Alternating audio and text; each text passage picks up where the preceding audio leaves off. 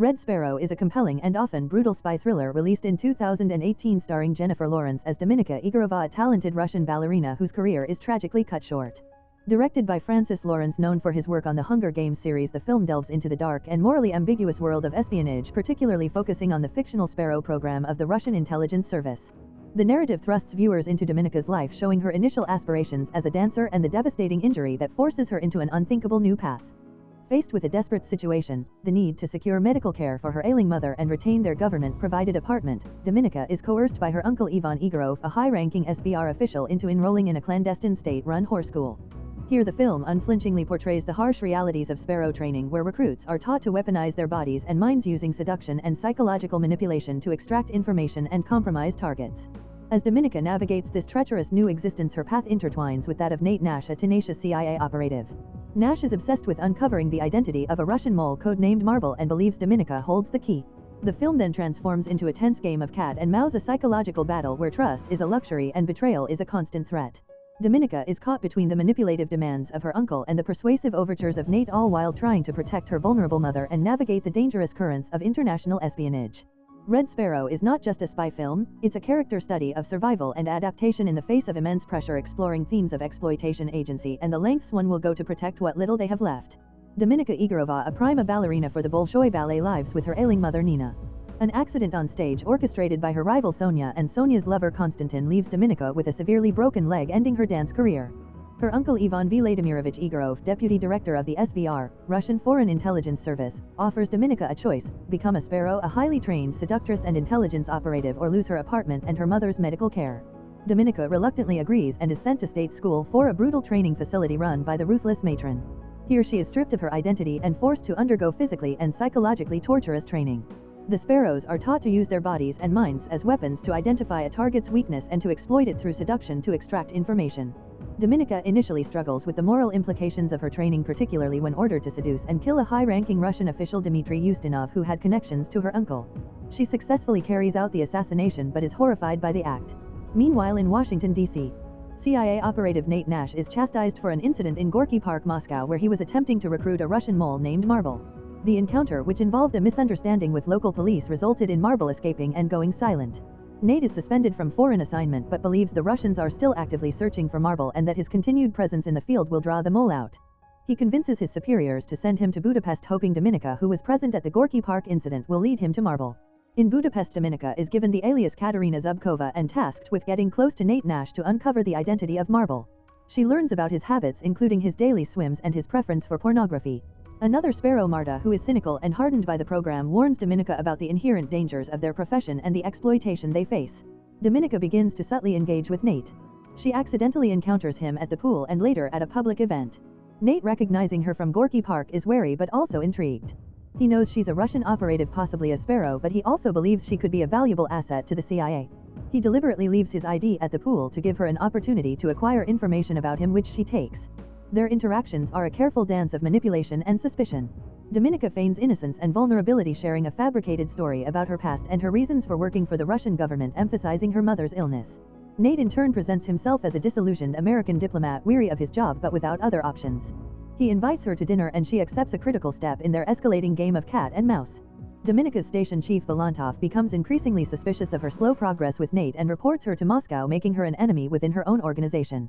Marta, witnessing this, reiterates her warning to Dominika that Sparrows are ultimately expendable unless they can offer something truly valuable to their superiors.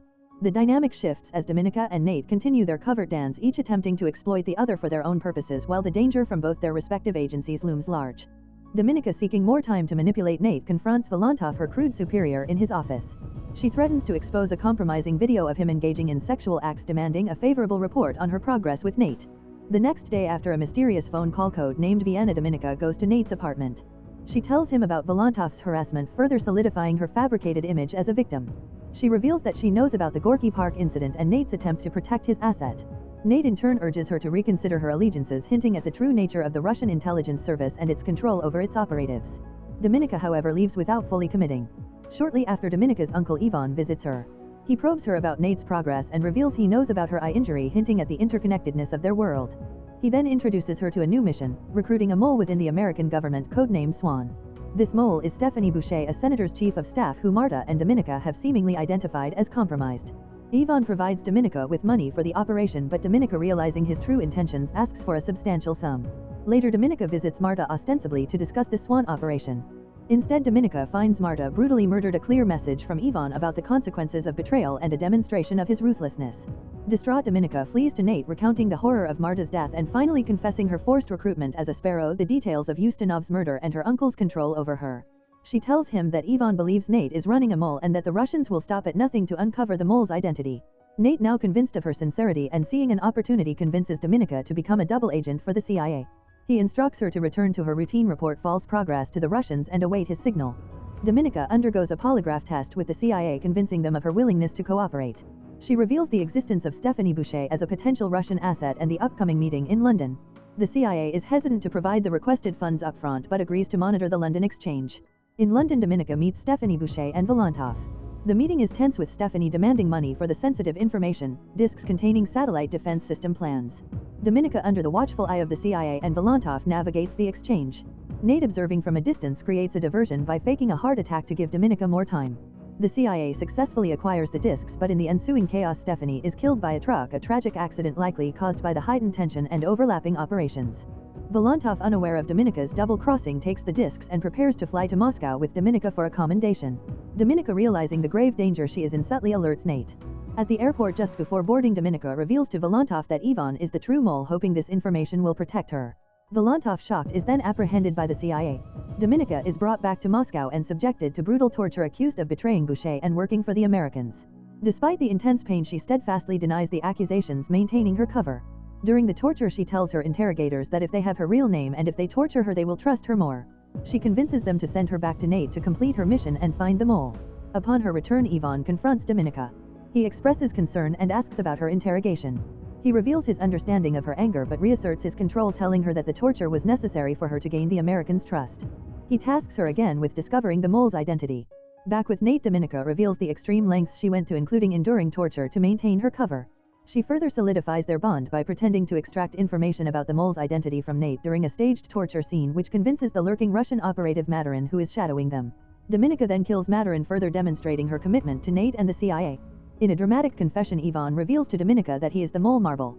He explains his motivations: his wife's death due to a petty Russian bureaucrat's refusal to allow her access to American medical care, and his disillusionment with the corrupt Russian system.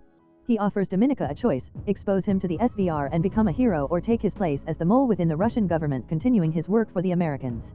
He confesses to sending Maturin to ensure she had no choice but to commit fully to the double agent role. Dominika then orchestrates a prisoner exchange in Budapest, herself for the supposed mole, Ivan in disguise. During the exchange, Dominika confirms Ivan's identity to the American side. The exchange proceeds, and Ivan, believing he has succeeded in setting Dominika up as his successor, is then publicly identified as the mole by the Americans. Back in Russia, the SVR, led by Director Zakharov and General Korchnoi, confronts Ivan.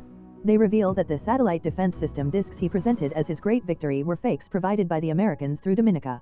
They also show him evidence of a Swiss bank account opened in his name with substantial payments, framing him as a defector. Cornered and betrayed, Ivan realizes Dominika has outmaneuvered him. She has used his own tactics against him, becoming the ultimate Sparrow, and orchestrated his downfall. The film ends with Dominika back in Russia, seemingly resuming her life, perhaps under new terms.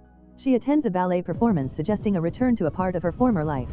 She receives a phone call, and on the other end, the Grieg piano concerto, the music she danced her first solo to and associated with her dream, begins to play, implying that Nate is on the other end and that she has achieved a level of freedom and autonomy previously denied to her. If you enjoy watching this video, then subscribe to Angel Recaps for the latest movies explanation.